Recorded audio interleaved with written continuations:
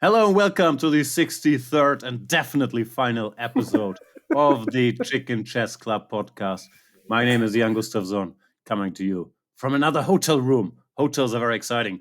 Laurent Fressinet, the Mind Games winner 2012. Laurent, I'm not sure if that's a hotel or an abandoned building, but the mountains look beautiful. Where are you? It's some kind of house which I'm Oh, sharing with wow. some friends with in the French Championship. So I was planning to stay the whole week, even if I would lose the first round, which I thought was not likely, but it did happen. So I'm staying there and enjoying my days, my evenings, everything. So yeah, okay. It's a pity I What are you lost, of doing in course, the but evening? I'm going to the restaurant and having some French dinners. These French dinners you got in the French league, which you don't you know when it starts, but you don't know when it ends. So this is kind of the way we do it. Sounds amazing. Do you also have French lunches or just dinners? So is it like 4 hours of No, we have dinners lunch. or it's Yeah, like six, lunch. 7 hours per day? More 6, 7. Yeah, How do you I prepare? have time Because now. you're always incredibly well prepared. You prepare before lunch and then you go to lunch, or how do you do it? I don't have to prepare these days, so this is all good. As I am out of the tournament, so no, Oh, but sorry, you got yeah. kicked out? What happened? Yeah, I lost I lost the very first match to some young guy. Oof. It's two games, two classical games. So the first game I was doing very very well, but I missed some chances. It was a draw, and the second game he just played a perfect game. I mean, from start to finish, I did one big mistake, and yeah, I was out. That's how it Oof. goes. So it's pity, but There was not a lot of publicity about it. I actually found out because I saw that someone was tweeting that top seed Musa has been knocked out, and I thought, cool. Now Fresh is the favorite. But I checked, and you were also knocked out, right? So I didn't see it live. I have to admit, else I would have rooted for you, thank you. honestly. So yeah, it's over. I mean, the tournament is not over, obviously. No, But yesterday there was like a 10-hour match or something like this. Or yeah, actually, you play two classical games, and then you play tie breaks in the evening, which is a bit tough, obviously. So this, I think they played the last game at around midnight. So you start at 2:30. Of course, you have breaks in between, but well, tough schedule when you go all the way to Armageddon. So it's a new system. It's more.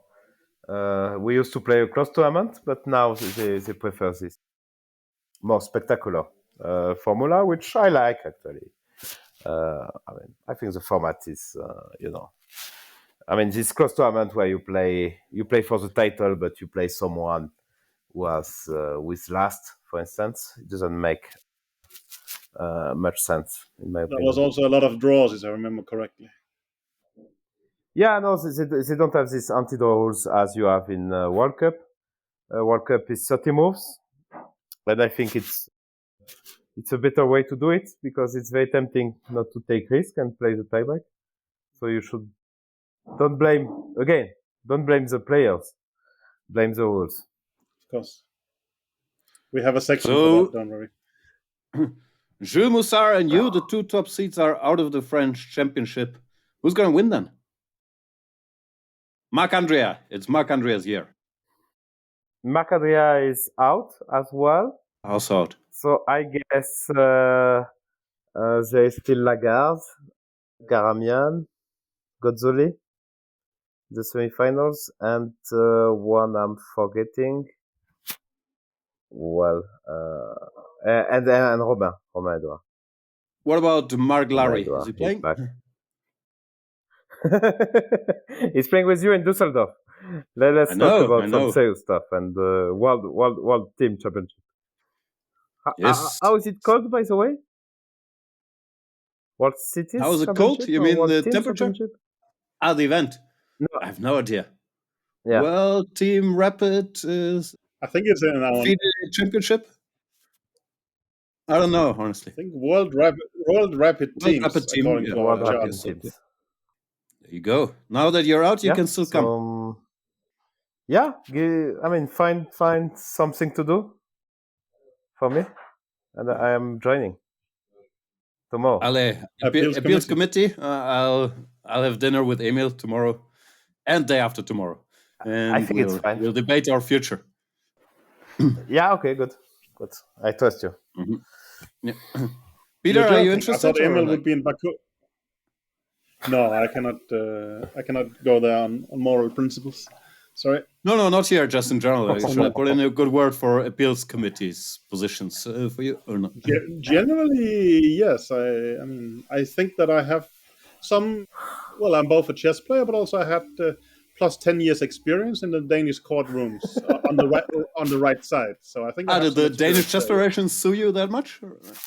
No. I was. We call it a lay judge, basically, like this. Right? So I appeared in a lot of court cases there. Should I try to sell the three of us as a package deal for appeals committee, or should I maybe pitch without Peter? What do you think is the better approach? We have zero. I have zero experience, but well, who cares? No, but actually, there should be. You're fun to hang out with. You can sit there and be free for appeals committee. Yeah. I will, if people are listening, I will take it very seriously and come with just and well thought verdicts. Peter, I hate to tell you this, but I think out of all the people in the world, I don't know how many, we have 8 billion. You're last when it comes to FIDE appeals committee's drops. I think you're literally last, so your pitch is not going to help. Yeah, you might be right. I could be last. Yeah, for sure. No, he's way out of Peter. He could get it. Kasparov will be a huge victory for them. Kasparov will say no. They would like to have him, of course. Yeah. Okay. That's completely wrong. So let's talk about. Well, at least I'm number one on some list in the world. That's not bad. Yeah. Let's talk about the World Cup. Amazing tournament. At the time of recording, the finals are about to start, and it is a certain Magnus Carlsen in, I think, his first World Cup finals. He must be very nervous. Facing 18-year-old budding superstar Pragg. Peter, who are we rooting for?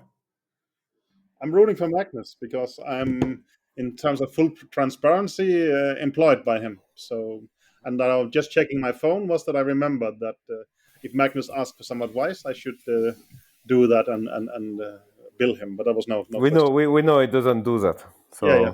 Yes, that's fine. I am rooting a lot for Magnus, and I will even say, which I rarely do, I'm pretty excited about it. I mean, I think Magnus winning the World Cup would be really cool. So I'm both nervous and excited. I really look forward to studying the game on my phone on the golf course today. So I'm really motivated and looking into this with pleasure and excitement.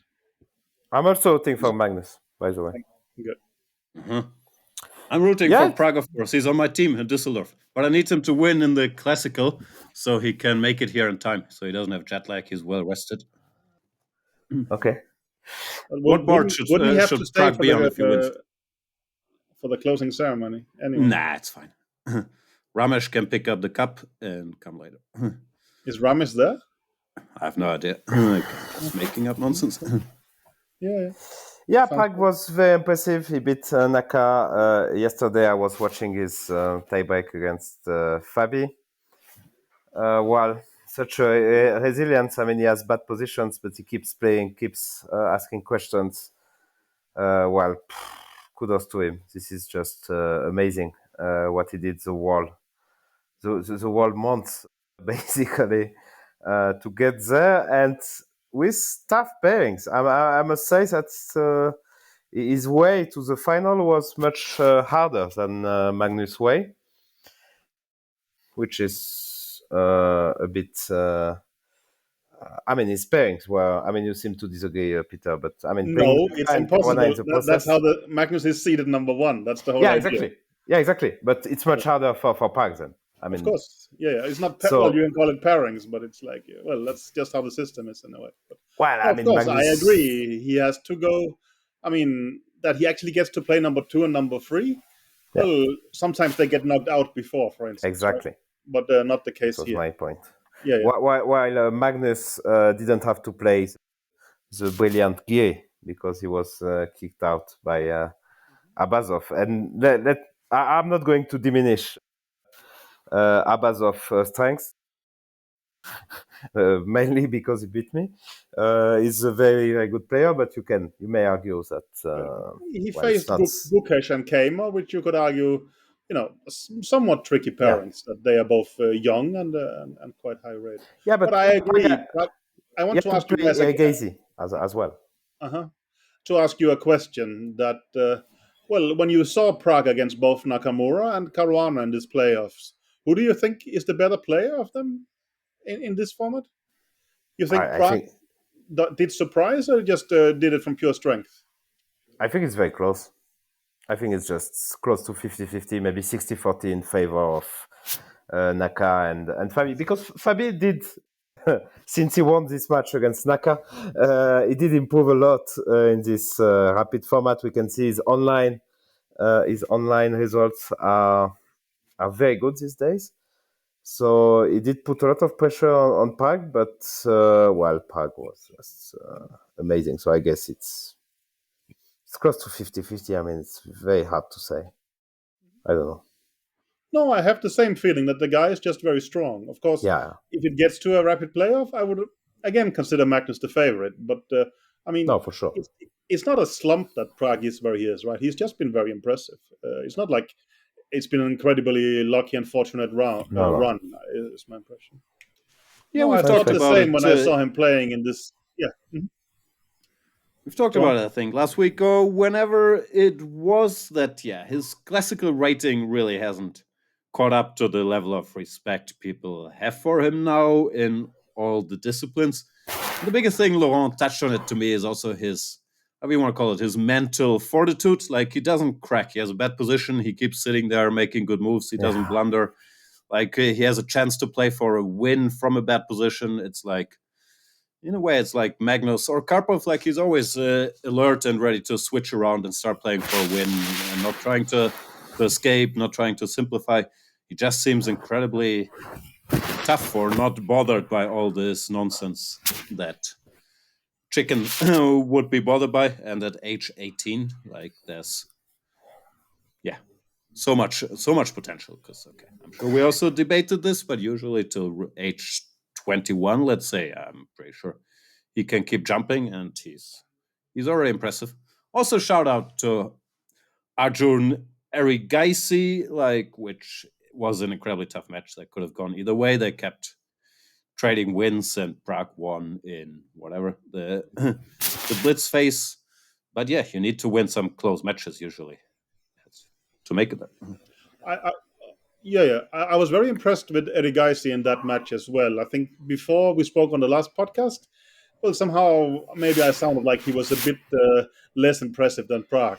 I thought in the playoff there he was very very strong and played very well and was somewhat unlucky. So he actually, I mean, of course it's easy to sit and praise the loser of that match, but I thought he did really well there. It was, I mean, well, all the three playoffs we mentioned by Prague has just been really high level and very interesting stuff, as far as I see it. And let's remind that Pragg was out prepared by Fabi. Like, it's what Fabi does, yeah? He's just out preparing a bunch of people, almost everyone. And yeah, he had tough position after the opening, and yeah, he kept fighting. And as we discussed in another podcast, I mean, openings you can always improve. I mean, now he's qualified for the candidates.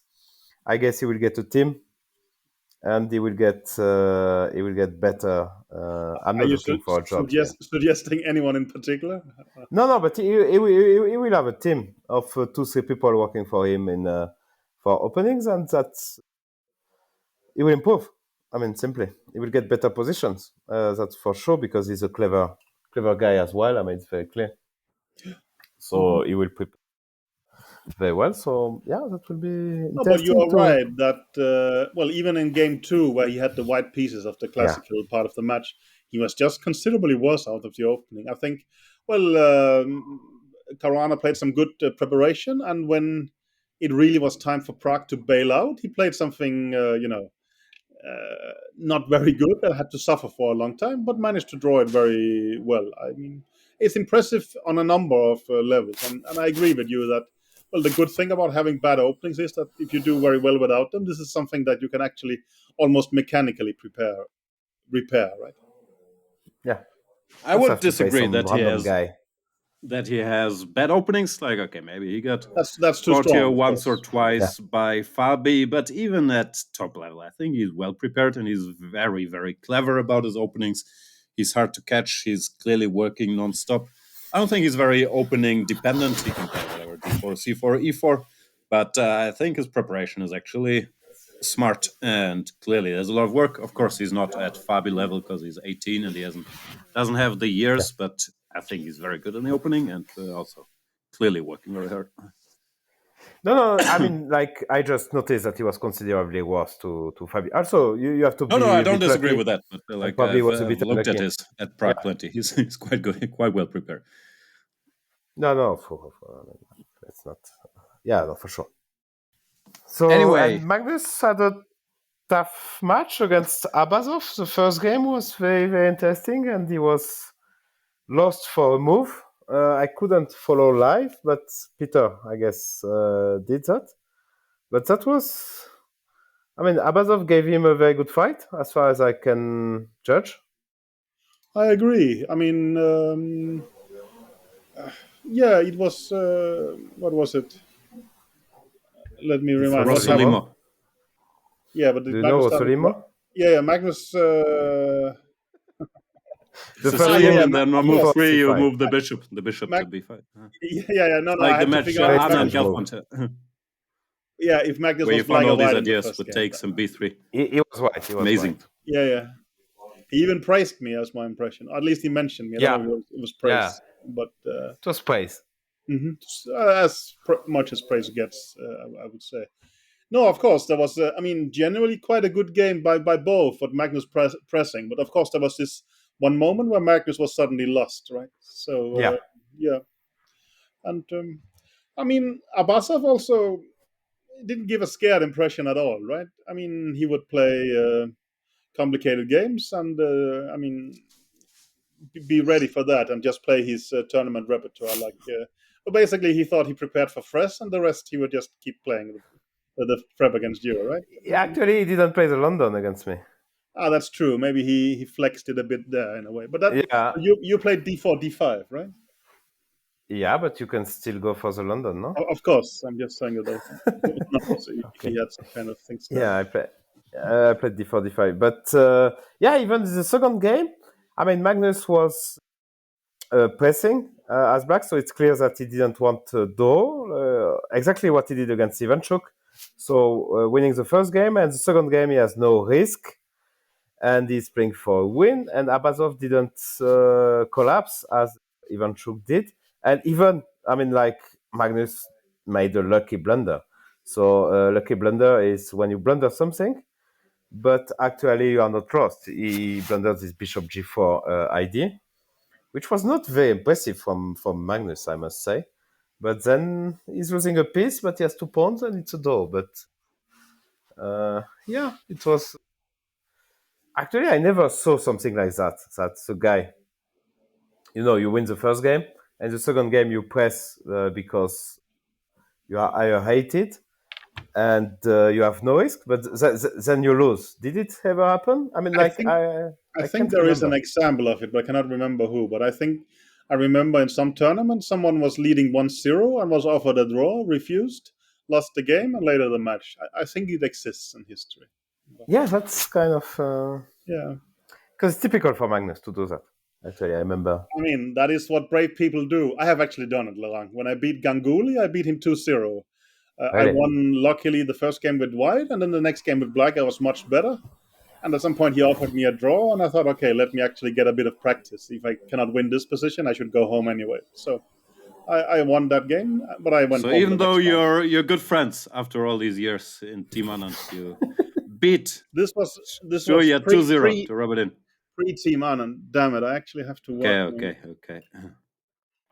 I'll be back at some point. Magnus is asking something. I cannot tell you that. Wow, that's funny. Exciting. He's nervous. Shut up. I'm very nervous. So what's the format of the final? Is it 2 or 4 games? Classical. It's 2 still?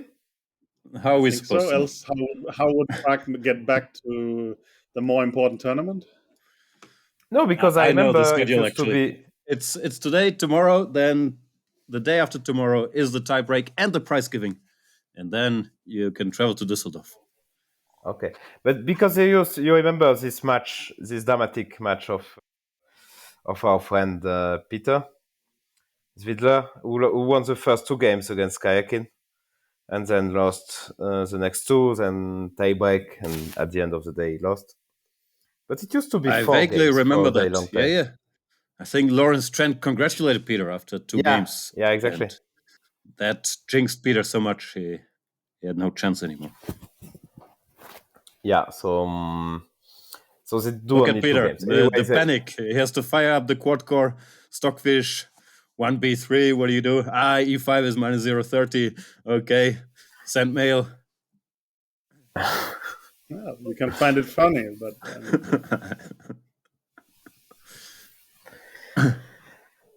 so we'll see.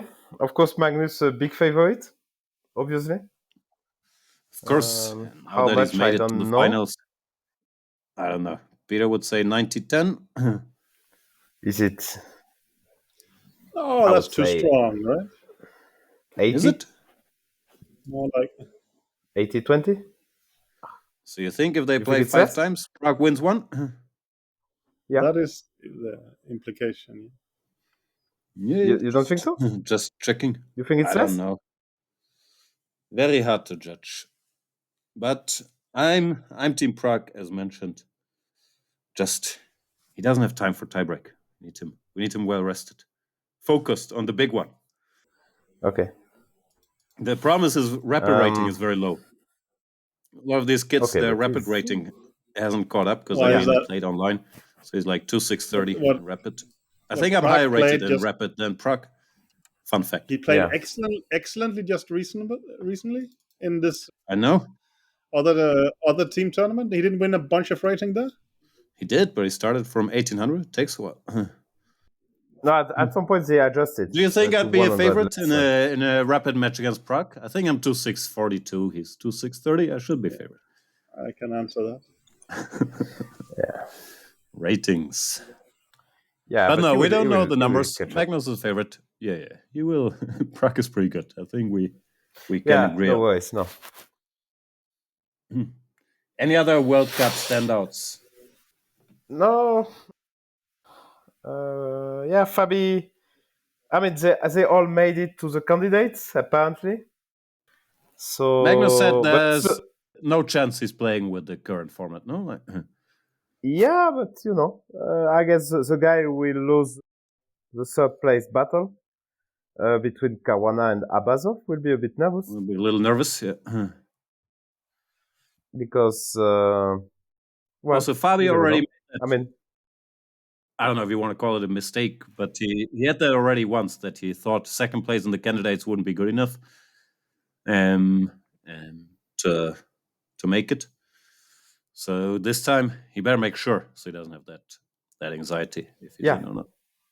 So yeah, because you never know, Magnus. In the last minute, he might think it's funny to win the candidates and decline the match. I mean, you never know. I mean, with Magnus, we But all normally know when he says Magnus something there's pretty no well. chance, I don't think he Yeah. changes his mind very often. No, I think he just means it. Also, I do think he means, even though he's doing well, that he doesn't take a lot of pleasure in classical chess. So with this format, like, doesn't sound like he wants to play. But could be. I mean, my thought was that could be a lot of kids in these candidates, Like if you have Pragg, Gukesh, Who's in? Alireza is in Alireza. for sure, that we know. Anybody else is safe? Nepomniachtchi, okay, less safe than Alireza, but he's probably in because he lost I the mean, World Gukesh Championship has match. this. I think Gukesh is leading this tour, this FIDE tour. Oh, but Guerino is still Alireza great has good. champion. Isn't Geary doing that? Or Yeah, I I think Gukesh it's has more tournaments on the record. I think yeah. oh, Now after the World Fabi and Cup, I think Giri it's were the Gukesh. ones. Yeah. Okay. So Alireza, I mean, but I no, I agree. I mean, like, but if you tell me it's you give me odds 100-1 for Magnus playing the candidates, I would take Magnus playing in the candidates. You know, I would take the big odds. 100-1 doesn't sound so fun, but 10-1 I'll give you. No, 10-1, no. 10-1 I don't take, but 100-1 I would. 50-1 I would take. The problem with 100. Negotiate. 50-1 you're taking. Yeah, I'll have to 10 think French about it. dollars you can get now. Yeah, it's always a problem with these bets. Like getting 10 of your dollars, well, pleasant. It's not that pleasant. Well, having to give you 1,000, it's unpleasant. So, like, I mean, Can should I take some money on my? Do I have my wallet here? And show it on screen, maybe.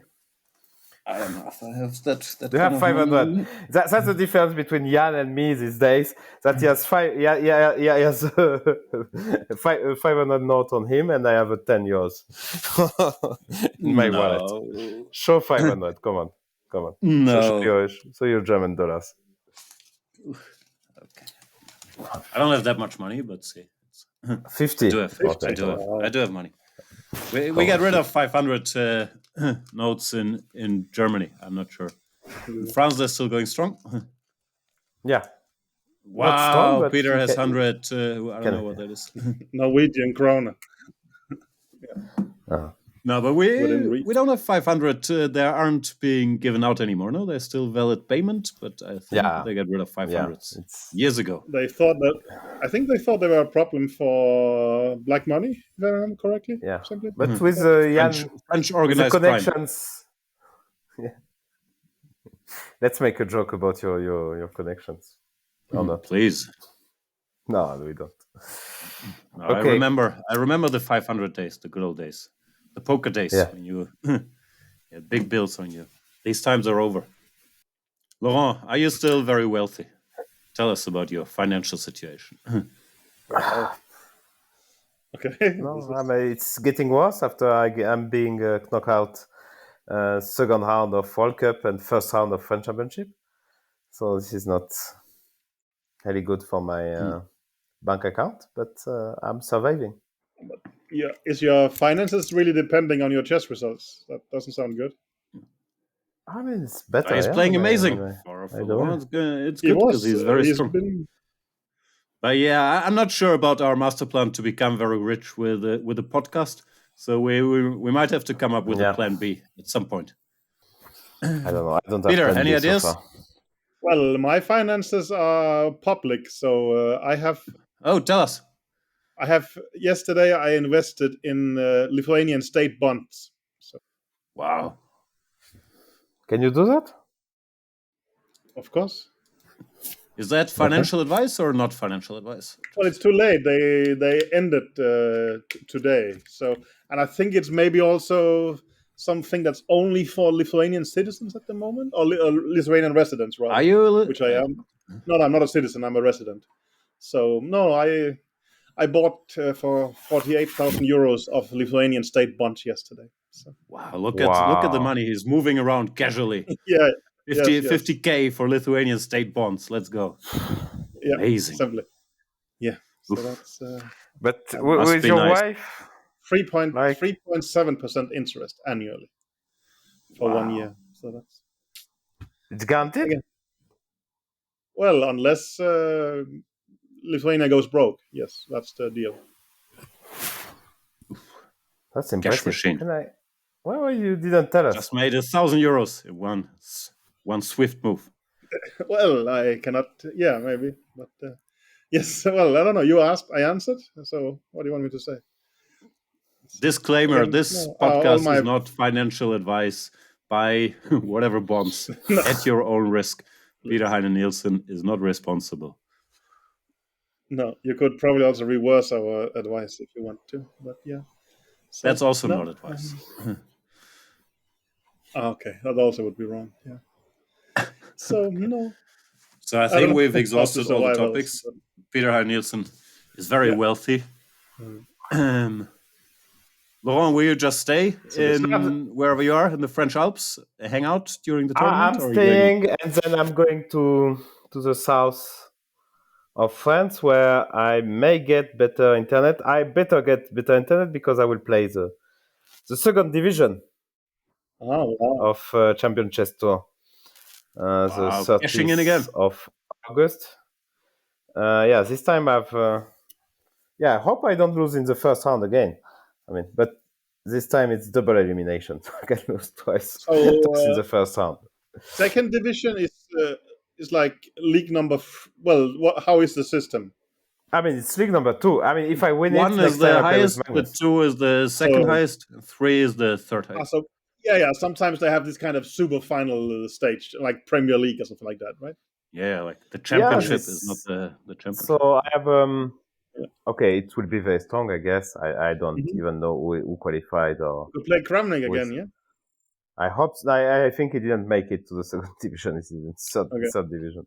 That would Okay. be nice because he's kind of the only guy I can beat in these matches, it seems. So yeah, I like to play Vladimir. That's fun. That's a lot of fun. He gets tired much faster than me.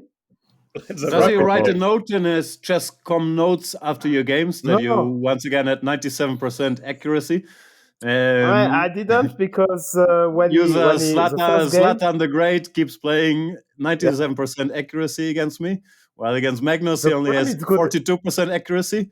Great talent. No, I couldn't. No, but I couldn't make it any better because we played the 2 games match, and the first game, when he is repeating moves, it's mate in 4. So I guess my accuracy, it's mate in 4 for him. So I guess my accuracy was not that high. You know, But you did it on purpose. You gave him some sick computer mate in 4, and then you used your engine when he couldn't use it. check, mate. I mean, it was not too difficult. And then the second game, he didn't see a fork, which was kind of unlucky. You forked up. Yeah, exactly.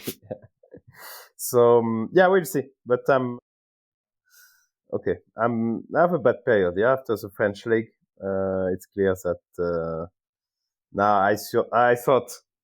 Yeah, you told me that a new career was starting, but actually, I jinxed you, but you've also been playing a lot. You've been on the road a lot. You need a little rest. You need a little, let your soul rest. Sit in some beach in the south of France. Contemplate life. and Drink then, some wine. And then I will play this. I'm doing that. Don't worry. And then I will play this. This championship. So okay, we'll see. I mean, either. So yeah. No, but also one has to give you. You have really built expectations because a couple of years ago I thought you were finished, but these days I think you're a beast, and I'm negatively surprised, which I thought. It's a lot of pressure. I think Laurent functions better when he can be the underdog. Maybe. No one believes in him, and he has something to prove. Well, now, no, we need to go back to not believing in Laurent. I lost 10, I think, points in 2 games, which was. Your time is over, Laurent. You're finished. It's not Mind Games 2012 anymore. Thank you.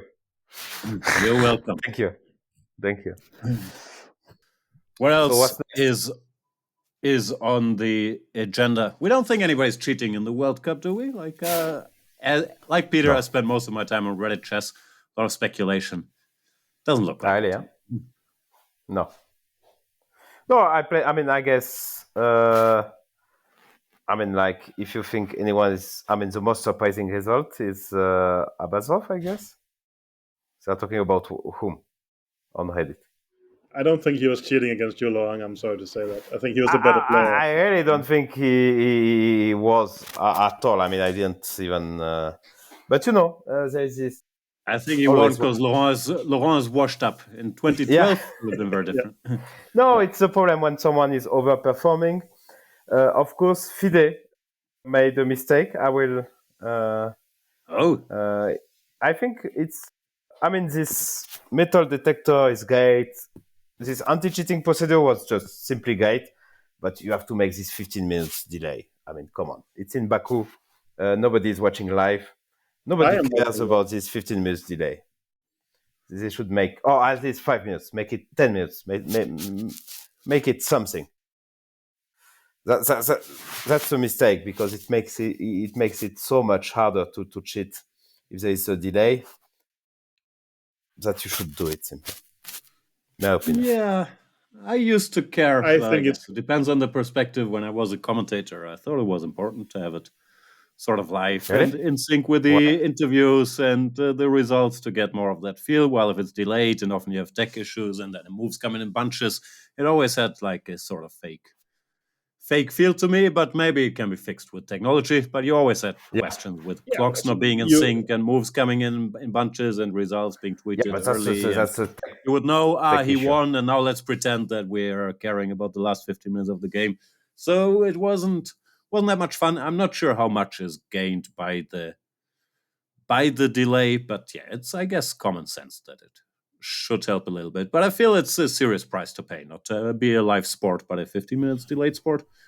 It's like, I think Jan has basically stolen my previously stated position there. I agree. I think yeah, it ruins too I much, and didn't have No, one, no, but then no. I heard yours and I took it over. yes, exactly.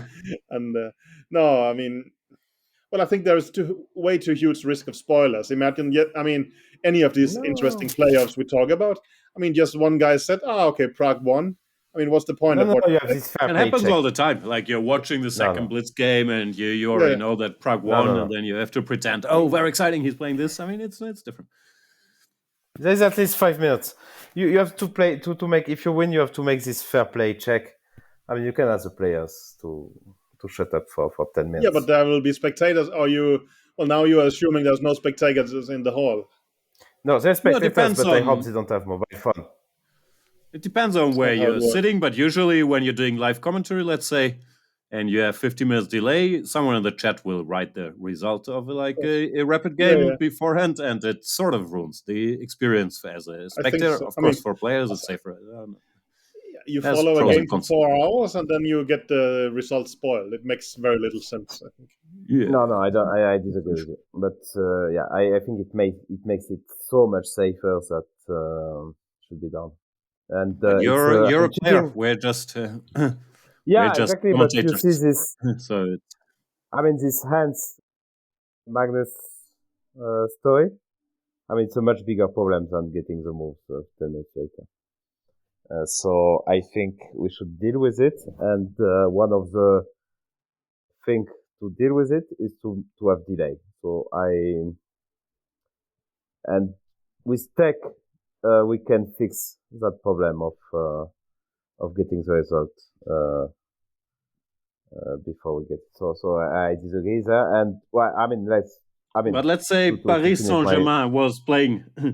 It's 10 minutes delay, I don't care. I'm watching on and TV. you know the result 10 minutes before the end. Would it bother you or not?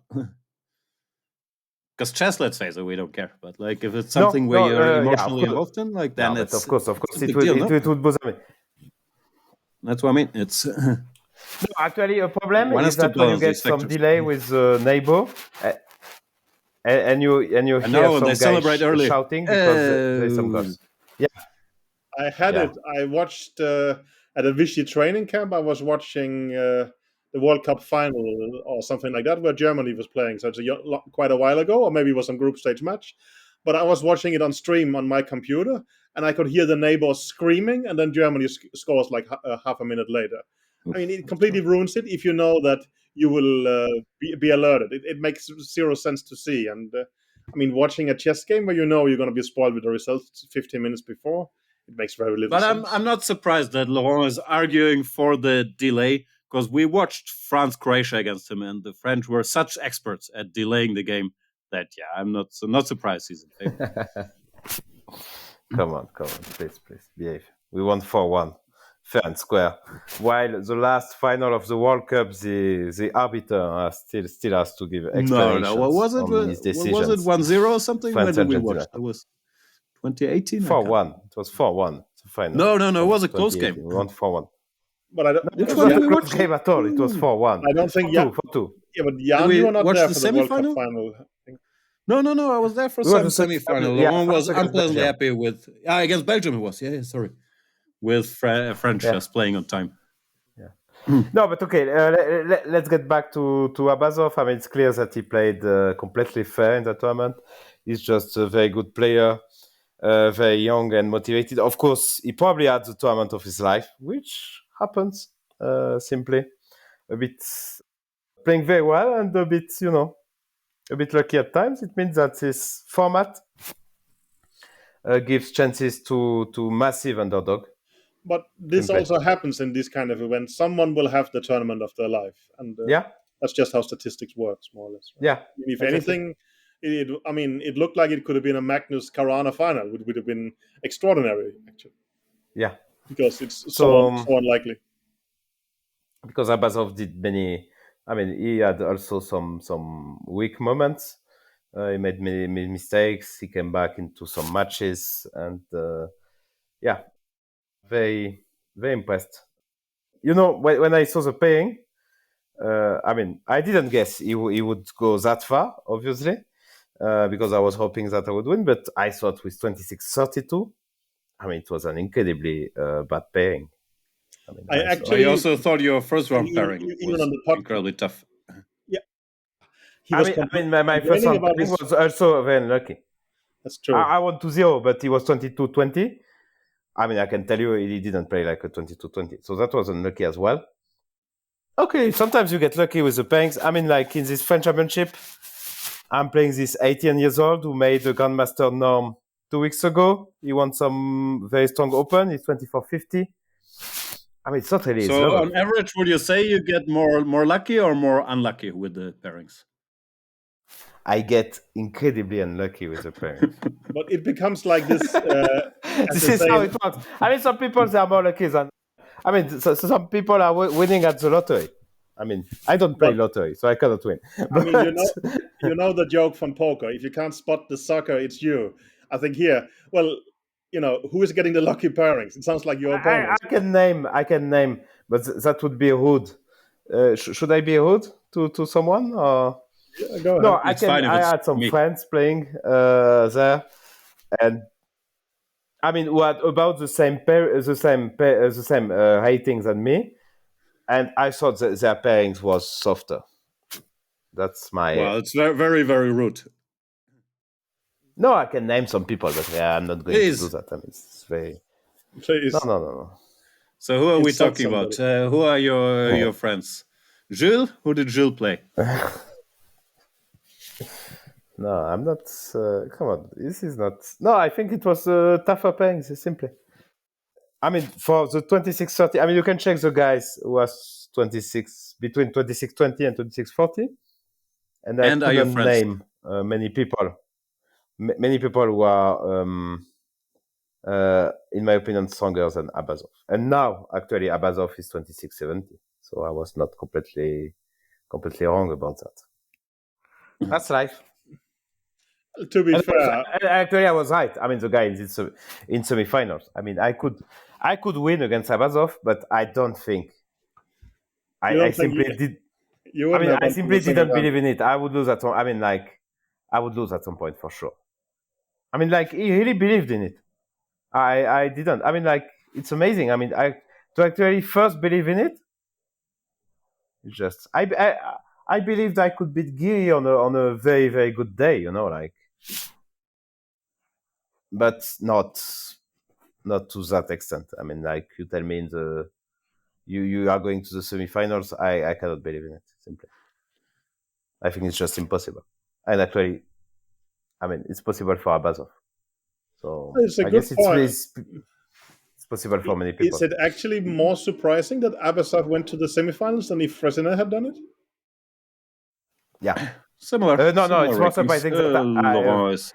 No, but he's much younger. More well known. It's a long term. Yeah. He's 15 years younger. So it's a bigger any surprise. 25-year-old 26-30 going to the World Cup semifinals will be a giant surprise and an outlier, but That's why it's sports. Sometimes it happens. And shout out He to him. wouldn't have been in the. If I had 50 picks, he wouldn't have made it. I think. No, you wouldn't make it. No, also Laurent would be very upset if we had picked him. Yeah. That actually That's could true. be the sole reason he would have Soft made pairings. it. No, but he played in an incredibly amazing tournament to beat Laurent, Svidler, Geary. Who And else he was was it? I flying can't all the even way. recall. I mean, Just insane stuff. Salem, he beat 2-0. Salem, Vidit? Vidit, Yeah. amazing. I mean, Like that white game against Vidit, he just crushed completely. Yeah, that was it. And he won some in actually. He had 3 tiebreaks, yeah. But he has won some matches in classical against Salem and Vidit. That's impressive as well. Also, I have another question. And even to bring this Chess theory question for Peter, who thinks a lot about chess openings. Is London system now just the main opening? Like, I see everybody's playing the London system. People are putting pressure with white. Like, it used to be okay. We understood it's not bad, and Magnus would play it in the World Rapid and Blitz. Now in classical games all the time, I see people playing London, putting pressure. Big theory debates in the London. Well, bishop f5, bishop d3, like all kinds of lines are emerging. I try to use it as an example. Maybe I even said it here on the podcast, but when I was growing up, I mean, let's say Queen c2 Nimsu was seen as how chess is played. It's proper logical chess. You take the center, then you get the pair of bishops, but of course you give a bit back at the center. While the London is just a joke. You're just trying to develop your pieces without any kind of particular logic. And that seems to just be wrong. I mean, so I don't know, but well, also, of course, it's what we grow up with. Yeah. Someone was making this point, I think Julian Hodgson, like a million years ago, where people were asking him, but okay, d4, knight f6, c4 is much more logical than bishop g5. And he said, okay, why I'm developing a piece, like if we were more used to 2 bishop g5, I mean, it's the same story. Maybe bishop g5 was wrong, maybe f4 was the square. But if you're shown the position after d4, knight f6, why is it so illogical to go knight f3, bishop f4, and not c4? Like, yeah, maybe it's just our upbringing. Because to me, it still feels like, okay, it's cute, and I understand it's a trend, but it's just not true, yeah? I mean, it's objectively as critical as c4 currently. Or is it because c4 we just explored more deeply, so there are more avenues to equalize? I don't know. Well, I think for me, c4 still strikes me as more logical, but it could just be this age bias I have. But well, after c4, it becomes more concrete, and we can solve that. While solving the London is a bit more difficult, although that even these days, incredibly sharp lines exists, right? So, yeah, people are but trying. It's true. I mean, I was grown up with that. London is a joke. And with black, I would try to look for advantage, which is, of course, completely misunderstanding of how chess is. So, yeah, actually, also London used to be played by slightly lazy club players who would remember, you go d4, knight f3, bishop f4, e3, c3, h3, bishop e2, knight b2, castles. And yeah, we would look for all these plans to be better by going d5, c5, queen b6, or d6, knight bd7, e5, shut out the bishop. Well, yeah, nowadays, yeah. It's not very logical. Black should be better after d4, d5, bishop f4. Anyway, sorry, Laurent. To be honest, I didn't. When I prepared for Abasov, I thought that London was very unlikely, but that's the same. Actually, it was. I guess it was a possibility considering what he played, considering his openings afterwards. So yeah, I cannot take it serious as well, but I agree with you. Maybe it's just we are too old, and we think it's a joke. Times are changing, but it's not. Yeah. Yeah, I think there's something wrong with us in that sense. Right? I mean, and it's also openings are more becoming black's games than white, and that means with white you become much more flexible in what is acceptable because the principal approach doesn't really work anymore. That's always been like that. No, we just thought we're being flexible if we're playing 3 knight f3 or 3 knight c3, or in the Nimzo we play f3 or queen c2. It's just a new flexibility, but that white would jump and black would have more of a repertoire. I think it's always been the case. But also the Italian we used to think was a harmless joke, right? A little bit like the London, I would say. I mean, we Yeah. had very brief notes on that, and we just thought, you just play chess, right? And You go A6, again, we will D6, almost, bishop A7, H6 castle, rook yeah, E8, bishop E6. You what shake can go hands. wrong? And I've had soon many great we try Bundesliga to games. be. I was about to say we try to be better, but apparently you shake hands. But fair enough. Yeah, and no, these things has changed dramatically and made chess better, in my opinion. I don't know. Well, it's just a lack of better options because if you play the main lines sharp and forced, I mean, if your opponent knows what he's doing, Also, it's, I think it's a bluff because we gonna always get a see game.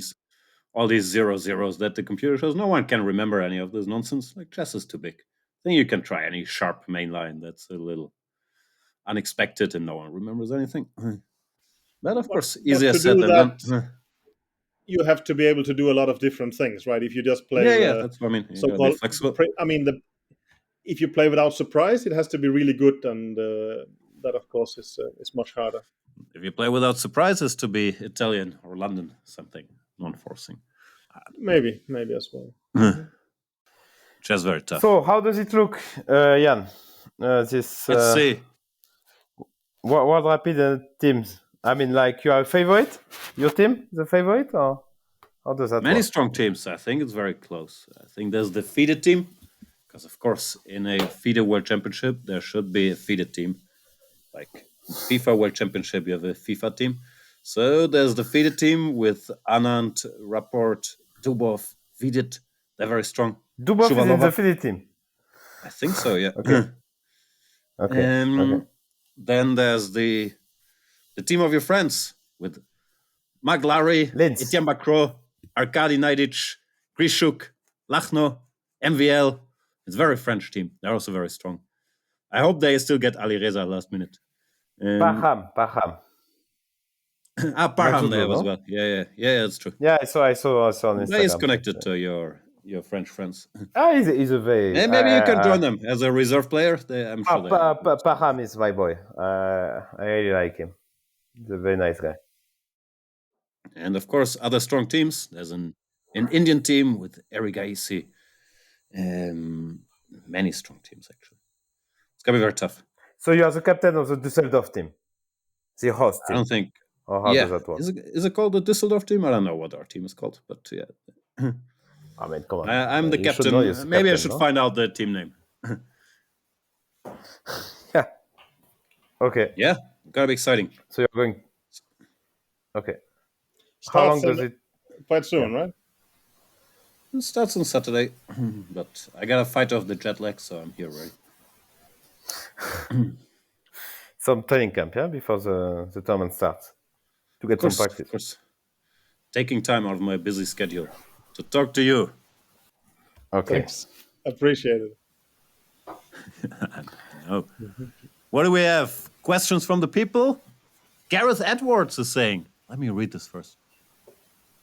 A question for the 60-second don't do Philip and final today? episode. It's coming. When you talk of sending files of prep That's for a what she game said. or match... What? No, it's coming. Please explain. That makes it better. No, because I'm not sure of my internet. I'm not sure of your intellect. Thank you. Pas de problème. A question for the 60-second and final episode by Gareth Edwards. When you talk of sending files of prep for a game or match to your respective Super GM bosses, what are in those files? Just a single line or variations? Textual annotations or just moves? PGN format or something fancy? Peter is very secretive, but I can try to answer. Normally it's just PGN format. There are also other formats, like whatever. ChessBase has their own format, but I would think PGN is the most common to use and is also not very high-tech, so things can't go too wrong. And then it very much depends on what the assignment is. Can be a file about an opening with different variations, can be verbal explanations, can be non-verbal explanations, can be just pure lines. Sometimes it can also be just one line, like what Peter just did, that, oh shit, what do you do if he plays b3? Then you just send e5, bishop b2, knight c6, e3, d5 exclamation mark, bishop b5, bishop d6 exclamation mark, f4, f6 with compensation for the pawn if he takes it, and you're done. Or you give after d5, bishop b5. You say knight g7, interesting. Bishop takes e5, a6, Wow. bishop c6, You know knight that, huh? c6, compensation. Okay. I'm even giving it away for free on the podcast. So it can be very small, it can be Incredible. very big. I would think it very much depends. Also, sometimes, you want more of a refresher. What was I supposed to do there? Sometimes you want, Laurent, please do fundamental work on, I don't know, the knight After of... one b3, I just advise g6 because And then after bishop this is b2? I don't go bishop g7. I stop the. You put the knight, yeah? I protect my rook. Yeah, I put the knight. b3 g6 for the look of it. I just who are you kidding? So you that's very think important. g6 is much better than knight f6, bishop b2? No, g6? I don't care. It's of course. It's a matter of pride. It just you go b3, I go g6. I can guarantee to people. If you go one b3 against me, I will go g6. I promise. Yeah, it's also fine. Yeah, you can prepare as much as you want. You're right. You can also send to people golf advices at times. Depends who is your boss. But Peter, you want to weigh in on the question? What's in those files? What format? I think I could say yes to everything, basically. Even the it questions. can be a single line, it can be variation, it can be textual annotation or just moves. It can be PGA format and something fancy. I would say all of it. Yeah, that's what I said. I have done all. It really depends. And as you're right, sometimes they will write on Messenger and you just say something, I'm not too worried or something like that. Or you write a couple of moves or you send general files. But or completely hypothetical scenario. You're on the golf course, you don't have chess-base on your phone. Then sometimes you just send, okay, 1 e4, c5, knight f3, knight c6. Yeah, you can go bishop b5 and things will be fine. So sometimes, you are underestimating me. I am very capable of finding files and sending them on the golf course. So okay, you just find some old stuff and resell. Exactly. Yes, you find something and you sell it again. Yeah, that's true. At some Search point, I have actually emails bringing for my 1b3. laptop to the golf course, but that is rather complicated, actually. Sort of. Sounds impossible to do. You have to bring a backpack with a laptop. Yeah. Well, when you go golfing, you bring a huge bag anyway with your clubs.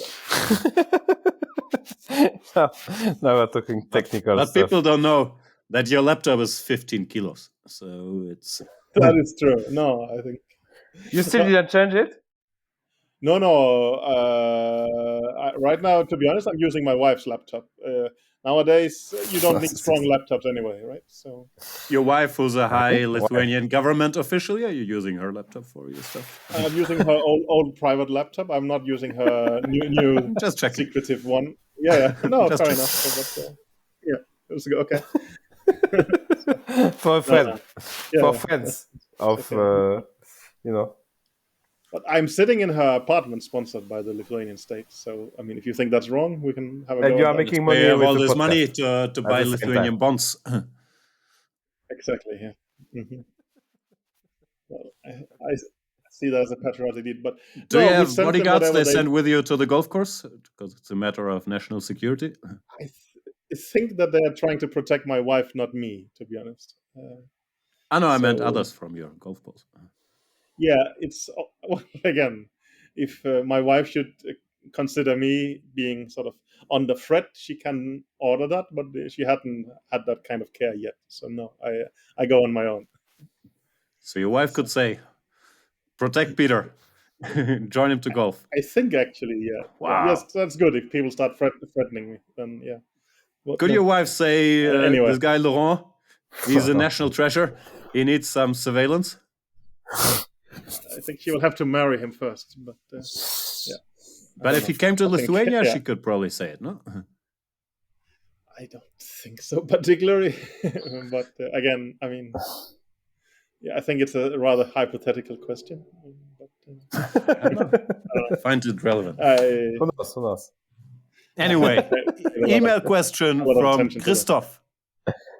Christoph wants to know, I would like to play chess blindfolded, but I just can't seem to visualize the chessboard in my head. I haven't found much good information on it, so I wanted to ask if you could describe what you see when you try to visualize the board. Do you see a 2D board as it's on a screen? Do you see a 3D board with pieces as they would be in real life? Or is the whole thing somehow more abstract?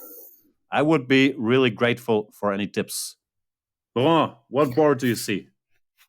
I don't see. I don't see. I had the question already because someone was studying the topic and what we see. Actually, I thought about it, and it's more. I don't see a board. Actually, you see area of power. Actually, when you play e4, you see e4, but you don't see the whole board. You don't see the rook on a8. Let's say if I play one e4, I can see because now I talk about it, but I don't see everything. So that's funny, but actually we didn't learn how to play blindfold. We just, for all of us, it came just naturally when we were kids. We started to talk about games and say some moves. So I think for you guys it's the same. We didn't think about it. We just did it.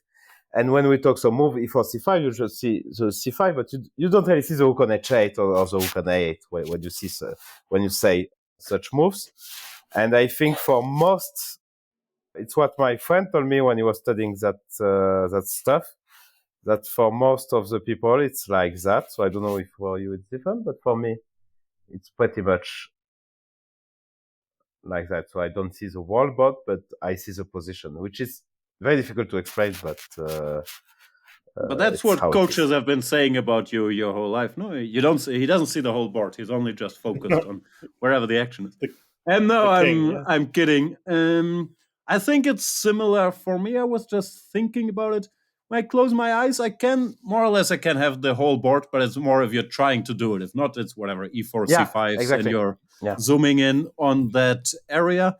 And for me, the pieces aren't really 2D or 3D. They don't have a color or a shape like you. I don't try to visualize them in that's a pretty horse. You just you close your eyes so you don't.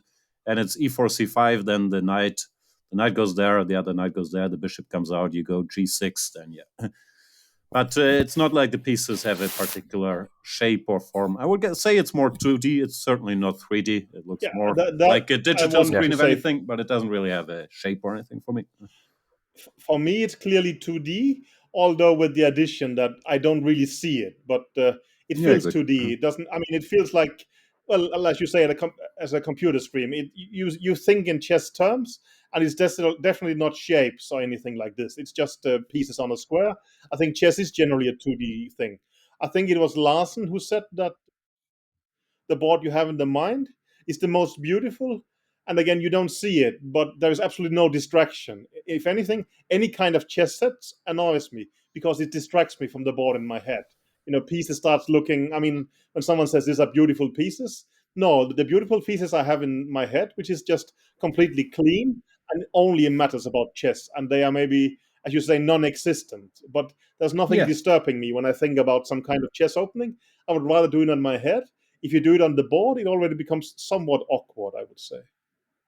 I don't know if that helps explaining. Probably broken down. No, the mind works, but the amount of detail you need, and we don't need colors or like a shape or anything on top of the knight. No, you just know that's the knight, and it goes there.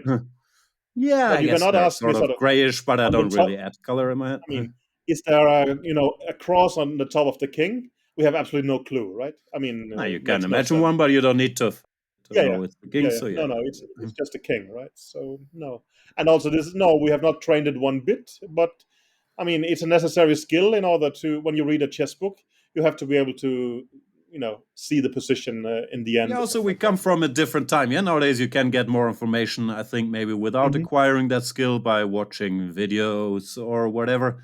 But in our time, you absolutely had to read chess books. No one has the time to set up a board and put every move on the board. So you just read chess books, and to understand more, you did more in your head. while we might seem as very talented and bright players and persons, I Yes, have yes, yes. recollections. Yes, when in a sort of probably in my late 20s, I was playing a chess tournament together with Peter Switler, and in Denmark, and they were giving up printout of the games from Dortmund, and I think Kramnik beat Anand that day in a Queen C2 Nimso. Probably we are one knight F3 or something like this. And we were sort of reading. Well, we got the papers. And at some point, Switler laughed, and I said, you're laughing at the opening." He said, no, Bishop London exchange in move 32. And well, that is way too difficult for me. I cannot just take a piece of paper and play through the game like that. Switler could do that. So while I will definitely beat amateurs and stuff like this, there is, much higher levels than the one at least I have, and probably also you Yeah, too, same for obviously. me. Like I would have to focus to read a complete Yeah. game, and probably I need a minute to process it. While guys like Svidler or Vichy, they can just read it like it's a language, and it just plays. No, there's definitely different level. But also in our defense, I Peter think Svidler, he didn't have anything growing up. He had a matchbox which he was flipping up and was looking to see on what side it would land. That was his only distraction from chess. That, and later he got Leisure Suit Larry. So who can compete? Have you ever played? I'm kidding. He's Have you impressive. ever played the blindfold tournament? I've given blindfold Yes. Simmels. Oh, really? Peter played in have Monaco. So you should. I have So beaten you're Mac training it. blindfold tournament and won it. So You won? Wow. I won a training tournament for my performance in Monaco. Yes. Well, Magnus was kind of young at the time, but he still expected to beat me. I've No, done I a remember blindfold he. Simmel on 5 boards. 5 boards many I think I boards? can do, but I think it's my That's limit. impressive. Yeah. 5 bots is not bad already. I think 5 I'm reaching my limits. Like I think 6 Yeah, is me already too. pushing it more without notation. I think is very tough for me. I think 4 5 I can do if I'm But also, focused. then you have to be focused, right? Yeah. No, you gotta be very focused. Yeah. Well, sometimes, let's say you give a lecture and then you play a blindfold game, and you have to talk at the same time. I will manage that, but it starts being difficult. I think once One I I did can do twice while the games, bullshitting, but 2 already need some focus, and everything else I just need yeah, one yeah, to focus. it starts becoming difficult. Yeah. But I've But seen again, it's Laurent not play something we do. blindfold blitz. We do. Laurent's very strong. I actually played only one tournament where I finished last. It was No, but Mind I've seen Games you give like 2012. banter blitz. You did some blindfold stuff. Like you were very strong. Yeah, no, You I'm went to pretty good at that, 2800 but blindfold blitz. yeah, that's true. But Mind Games 2012. After winning the rapid section, I finished last in the blindfold. But you are playing Chucky, you are playing all these guys, Leko, Kamsky, Nakamura, Grishuk. Aonian. I crushed Kayakin in blindfold there. Black side of a dragon, no problems. Amazing.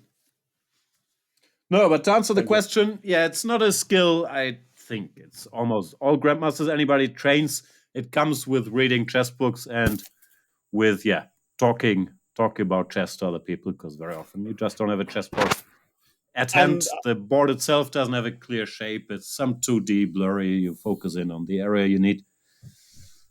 I see it almost as our party trick, although I don't go to parties. But that, while I think all skills are underestimated, the ability to play blindfold chess is massively overestimated. People think, "Wow, this is very difficult," while it's extremely simple. Yeah, that's what I do actually.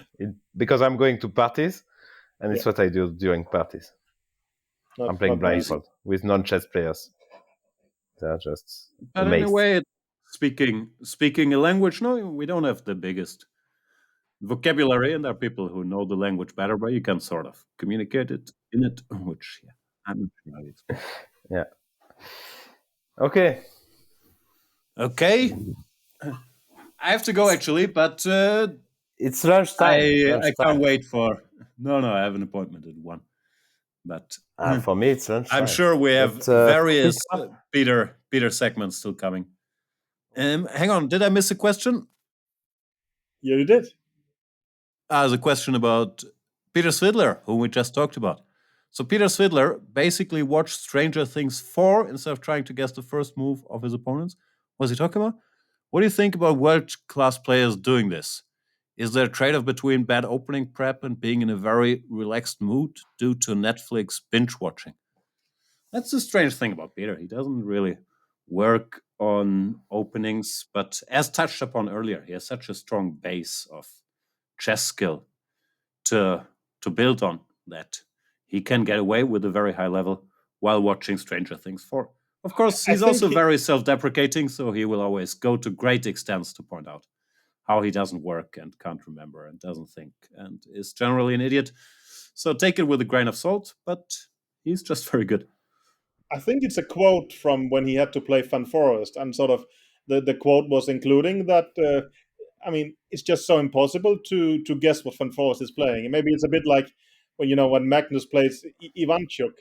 If it feels completely impossible to guess what the opponents are doing, well, what's the point of checking long forced lines if they're not going to have any kind of relevance? I think it's somewhat opponent specific, but I would No, say one thing I regret from my chess career that I would have liked to experiment it with preparing much less and seeing how it would go, but probably But was you're not doing my it skill. now. You're doing it Excuse now me? for Magnus. Yeah, but I don't think our skill sets is sort of like one-to-one comparable. no, Yeah, Zvidla is a very special special case. case. Yeah, I mean, like everybody is preparing. American Jordan is also a special case because anyway, it's going to change, it's going to surprise you. So yeah, that was really the pairing of two extremes, I would say. But generally, yeah, Peter is one of the very few people who is really not working on his chess. And it's pretty clear, actually. But Yeah. He's thinking a bit, but he's not really working. that's what we are trying to achieve, for instance, with Chess 960, that we just get two players showing up and starting to play, right? I had We this don't like idea it. for a World Championship match just to let Magnus we- show up, rested, and see how it goes. But Never it will happened. never happen, and also it was not really in my financial Nothing interest. could be further from the truth. That is a bit, yeah, good one. Yeah, fair enough. So yeah, hard to So, answer the question. okay. It's a bit of both. Like Jordan, he goes to great lengths to surprise. Peter goes to great lengths to make sure everybody knows he doesn't work and doesn't do anything. But also, yeah, Peter's main strength is not opening preparation, but his amazing knowledge, calculating ability. Yeah, he's very Not sure if that Anyway, answers it.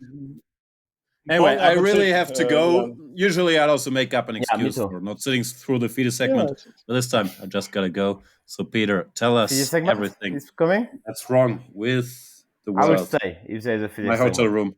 oh, really? I will that. listen politely. Okay. Okay. Bye bye, Jan. Bye bye. I was actually planning to cancel it, but well, if you really want me to, I can do it. Let's do 1 minute. Okay. Well, there was a very interesting paper published by Hindenburg Research about the main FIDE sponsor called Freedom Finance, and well, they are basically accusing them of breaching sanctions towards Russia. Well, Freedom Finance is partly a bank, partly an investment company, and they're saying that while there are sanctions that are prohibiting foreign credit cards for Russians, they seem to have been omitting that, and also that they have been taking some big clients that have been sanctioned, and as well as that, they are also accusing them basically of borderline fraud and as a minimum of sort of manipulating their assets. And this company called Hindenburg Research, they came out with this big research article, and at the same time, they said that they have taken short positions on the market, basically meaning that they have been betting that the Freedom stock would fall. And it started falling from 80 to 70, but yesterday it rebounded up till 99. I think now it's down to 90 again.